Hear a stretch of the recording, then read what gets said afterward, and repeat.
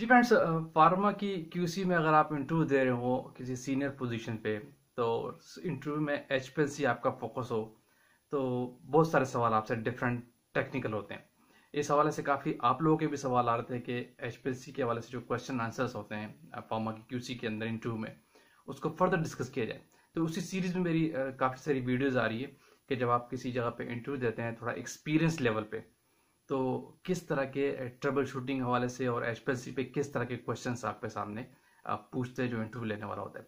तो आज की वीडियो का हमारा फोकस ये है कुछ इंपॉर्टेंट क्वेश्चंस जो एचपीएलसी के हवाले से जब आप किसी फार्मा की क्यूसी में इंटरव्यू देते हैं तो आपसे पूछे जाते हैं, उनको डिस्कस करेंगे। आगे चलने से पहले आप देख रहे हैं मेरा चैनल वॉइस ऑफ कियानी और मैं सफदर खान कियानी। देखिए, एचपीएलसी के अंदर थोड़े एक्सपीरियंस के बाद डेफिनेटली आपसे जो क्वेश्चन आंसरिंग का क्राइटेरिया डिफरेंट हो जाता है। फिर बेसिक चीज़ें नहीं होती, मैं बार बार ये आपको कहता हूँ। फिर आपसे ये सवाल भी पूछा जाता है कि अक्सर के जो एचपीएलसी पे एनालिसिस कर रहे हैं, तो एचपीएलसी पे अगर पीक ब्रॉड आ रही है तो कैसे इस प्रॉब्लम को सॉल्व करते हैं आप, क्योंकि पीक की रिक्वायरमेंट क्या है कि पीक को शार्प होना चाहिए। तो इस कंडीशंस को कैसे आप सॉल्व करते हैं अगर पीक आपकी बहुत ज़्यादा ब्रॉड है। तो इसके पीछे इसका जब आपने आंसर करना हो तो इसके पीछे बहुत सारे कॉजेज है, बहुत सारे इसके पीछे रीजंस होते हैं, लेकिन सिलेक्टेड रीजंस को आप चूज करके एक समराइज वे में इसको आंसर करते हैं। जिसपे पहला फैक्टर ये होता है कि जब आपकी पीक ब्रॉड हो रही हो तो डेफिनेटली अगर आप अपने सैंपल की कंसंट्रेशन कम करते हैं तो आपके पीक ब्रॉड होने के चांसेस कम हो जाते हैं। ठीक है, अगर आपके सैंपल की जो कंसंट्रेशन से अगर पीपीएम आपका हाई है तो उसको कम करेंगे तो भी आपके पीक के ब्रॉड होने के चांसेस कम होते, पीक आपकी शार्प आती है। दूसरा, आपके सॉल्वेंट और आपके ड्वेलेंट की इनकम्पैटिबिलिटी इसके पीछे बड़ा रोल अदा करती है। यानी अगर आपके जो मोबाइल फेज है वो और आपके जो सैंपल की डाइल्यूशन है लास्ट, वो इनकम्पैटिबल है, यानी सेम सॉल्वेंट में नहीं है, तो भी चांसेस होता है कि आपकी पीक ब्रॉड हो जाए। ठीक है, और एक और फैक्टर भी इसके साथ होता है और वो होता है आपके कॉलम का डायमीटर। यानी अगर आप 10 माइक्रोन पे काम कर रहे हैं और उसको 5 माइक्रोन पे नहीं आए, यानी आपने कॉलम का डायमीटर कम कर दें, तो भी चांसेस होते हैं कि आपकी पीक ब्रॉडनिंग से कम हो जाए, शार्प हो जाती है। और कॉलम लेंथ भी इस पर डिपेंड करती है। ठीक है, इस तरह आपने इसको समझाए में जवाब देना है कि अगर आपकी पीक ब्रॉड हो तो आप इस प्रॉब्लम को किस तरह सॉल्व करते हैं। क्योंकि जाहिर है आप सीनियर लेवल पे हैं तो आपको थोड़ी बहुत किसी लेवल तक ट्रबल शूटिंग तो आनी चाहिए। इसी तरह आपसे यही सवाल पूछते, बेसिक नहीं पूछते। फिर आपके आप एक 5 साल के एक्सपीरियंस का बंदा जो एचपीएलसी भी चला रहा है तो उस पर ये थोड़ी पूछा जाएगा कि एचपीएलसी, हार्ट ऑफ एचपीएलसी क्या होता है, एचपीएलसी एब्रीविएशन किसका है, मोबाइल फेस की क्या डेफिनेशन, ये तो बेसिक क्वेश्चन है।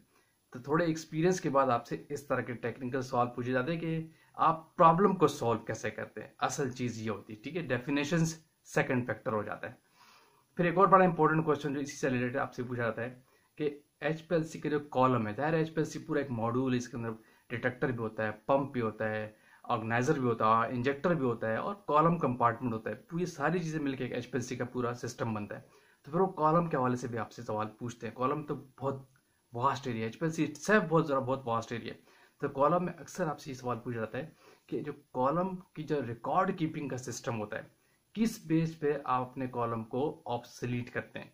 यानी आप कैसे जज करते हैं, आप एचपीएलसी पे आपकी टीम काम कर रही है, लेट्स सपोज अगर आपके अंदर 2 लोग भी काम कर रहे हैं, आप एक सुपरविजन में और आपके पास 2 लोग जो एचपीएलसी पे काम करते हैं, आप उनको सुपरवाइज करते हैं, तो आप किस बेस पे जो आपके सबऑर्डिनेट कॉलम पे काम कर रहे हैं उसको ऑब्सोलीट करते हैं और कैसे उस कॉलम की परफॉर्मेंस को जज करते हैं।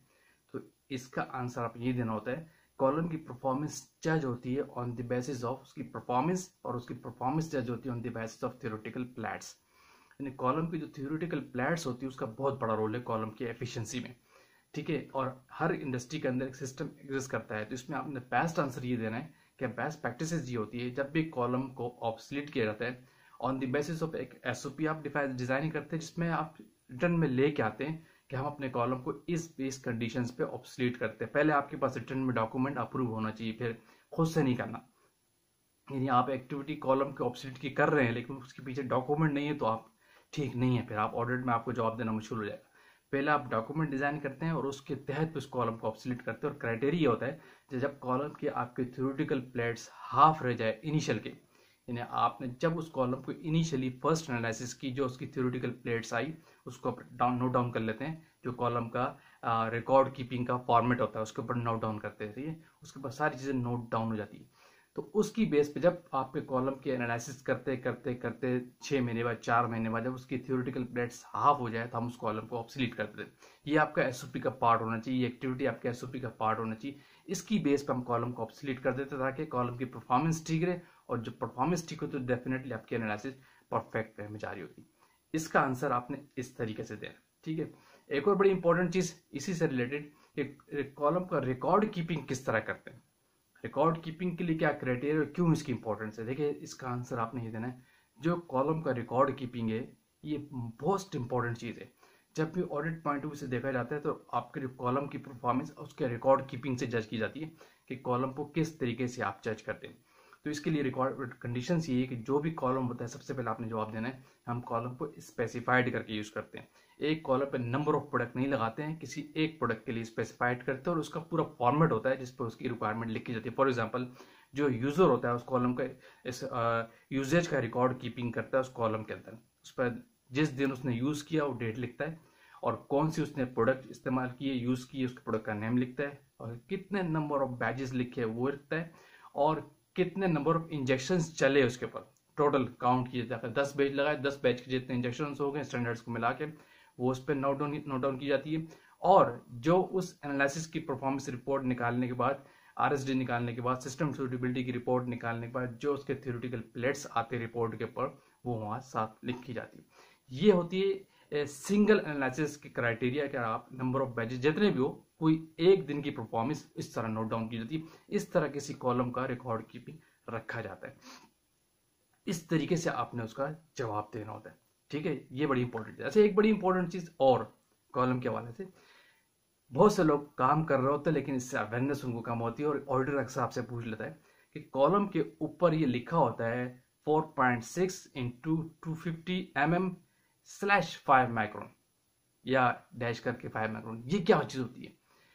अक्सर लोग इसका जवाब तो दे देते हैं कि 4.6 कॉलम का डायमीटर है डेफिनेटली एमएम में, और 250 लिखा है या 150 लिखा है या 100 mm लिखा है वो उसकी लेंथ ऑफ द कॉलम होती है। लेकिन 5 माइक्रोन कह देते हैं कि ये इसका कंफ्यूज हो जाते हैं कि क्या चीज़ है। अगर 5 माइक्रोन लिखा है 10 माइक्रोन लिखा है तो याद रखिए कि जो 5 माइक्रोन और 10 माइक्रोन कॉलम के ऊपर लिखा होता है ये बेसिकली जो आपके कॉलम में पैकिंग मटेरियल का जो पाउडर होता है, पैकिंग मटेरियल जो होता है सिलिका या जो भी आपके कॉलम के अंदर पैकिंग मटेरियल का जो पाउडर होता है उनका जो पार्टिकल का साइज होता है वो 5 माइक्रोन होता है। अगर 5 माइक्रोन लिखा है इट मीन्स कि उसके जो पैकिंग मटेरियल है इसके अंदर जो पाउडर फील्ड होता है इंडस्ट्री जो आपको बना के देती है उन पार्टिकल का साइज 5 माइक्रोन है। अगर 10 माइक्रोन लिखा है तो इट मीन्स उन पार्टिकल का साइज 10 माइक्रोन है, ठीक है।